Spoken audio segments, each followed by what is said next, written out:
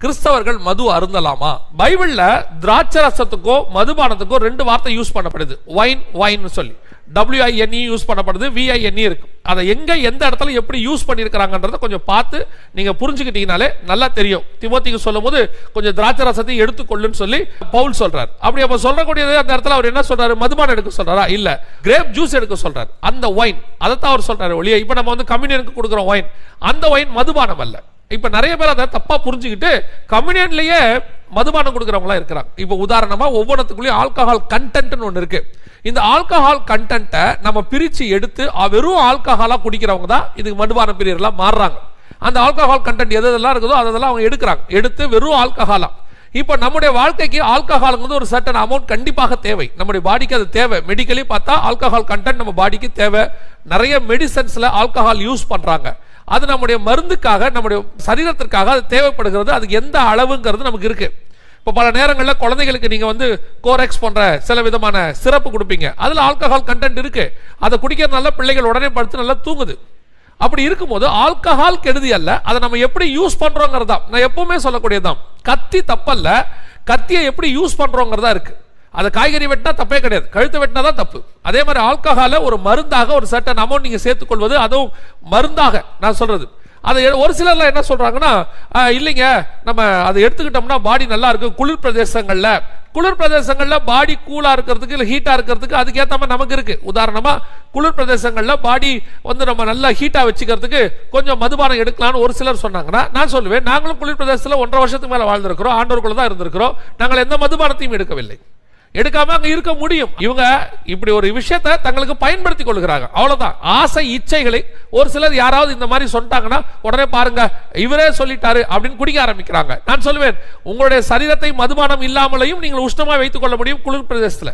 இப்ப நம்ம ஒரு நாட்டுக்கு வந்தீங்கன்னா பயங்கர சூடு, இங்க என்ன பண்ணுவாங்க, இந்த பயங்கர சூட்டை தணிக்கிறதுக்கு சிலர் கல்லு குடிப்பாங்க. ஊர் பக்கம் எல்லாம் பாத்தீங்கன்னா கல்லு குடிப்பாங்க. ஏன்னு கேட்டா பாடி கூலா வச்சுக்கிறோம். ஏன் இங்க இளநீர் குடிக்கலாமே?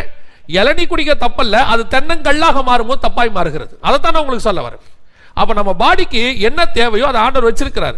நாம் அதை மதுபானம் இல்லாமலேயும் நாம் நம்முடைய உடம்பை நன்றாக வைத்துக் கொள்ள முடியும். 1 தீமோத்தேயுவின் புஸ்தகம் 3ஆம் அதிகாரம் 3வது வசனத்துல கண்காணியானவன் பிஷப்ஸ், அதாவது ஊழியக்காரனுக்கு கொடுக்கப்படுகிறதான மிக முக்கியமான கட்டளைகளில் ஒன்று மதுபான பிரியனாக இருக்கக்கூடாது.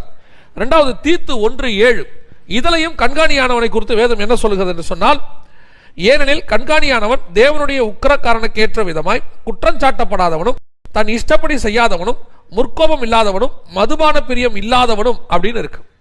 இப்ப இந்த இடத்துல எல்லாம் நல்லா கவனிச்சிங்கன்னு சொன்னா ஊழியர்கள் மதுபானம் அருந்தக்கூடாது என்பது தெளிவாக இருக்கு. உடனே அடுத்த கேள்வி என்ன வரும், அப்ப விசுவாசி அருந்தலாமா அப்படின்னா, அதுக்கு அடுத்து அதே தீத்து புஸ்தகம் 2ஆம் அதிகாரம் 3வது வசனத்துல முதிர் வயதுள்ள ஸ்திரீகளும் அப்படியே பரிசுத்தக்கேற்ற விதமாக நடக்கிறவர்களும் அவதூறு பண்ணாதவர்களும் மதுபானத்துக்கு அடிமைப்படாதவர்களுமா இருக்கவும் அப்படின்னு இருக்கு. அப்ப இந்த இடத்துல தெளிவா இருக்கு, விசுவாசிகளும் எடுக்கக்கூடாது, ஊழியக்காரர்களும் எடுக்கக்கூடாது. புதிய ஏற்பாட்டில் மதுபானம் நமக்கு விளக்கப்பட்டிருக்கிறது, இது பழைய ஏற்பாட்டிலையும் விளக்கப்பட்டிருக்கிறது. இப்போ சாமுவேலுக்கு சொல்லும் போது ராஜா மதுபானம் குடிக்காதவனா இருக்கணும் அப்படின்னு சொல்லப்பட்டிருக்கு. நோவா காலத்தினுடைய மிகப்பெரிய அழிவுல ஒரு அழிவு, 3 அழிவு ஆண்டவர் சொல்றாரு. அவங்க என்ன சொல்றாரு, புசிப்பும் குடிப்பும் பெண் கொண்டும் பெண் எடுத்தும். அந்த புசிப்புக்கும் பெருந்திண்டி என்றும் குடிப்புக்கு குடி வெறி அப்படின்னு லூக்கா எழுதின சுவிசேஷத்துல சொல்லப்பட்டிருக்கிறது. அப்படி இருக்கும்போது இந்த மதுபானம் என்பது புதிய ஏற்பாட்டு காலத்தில் அல்ல, பழைய ஏற்பாட்டு காலத்தில் இருந்து இது வந்து தடை செய்யப்பட்டு கொண்டிருக்கிறது. ஆகவே நமக்கு பைபிள் ஆல்கஹால் மட்டுமல்ல எந்த ஒரு விஷயத்தையும் அடிக்ட் ஆகுவதற்கு கொடுக்கப்படவில்லை. நம்ம சரீரத்துக்கு எவ்வளவு தேவையோ அதை மருத்துவ ரீதியாக எடுத்துக்கொள்வதில் எந்த விதமான தவறும் இல்லை.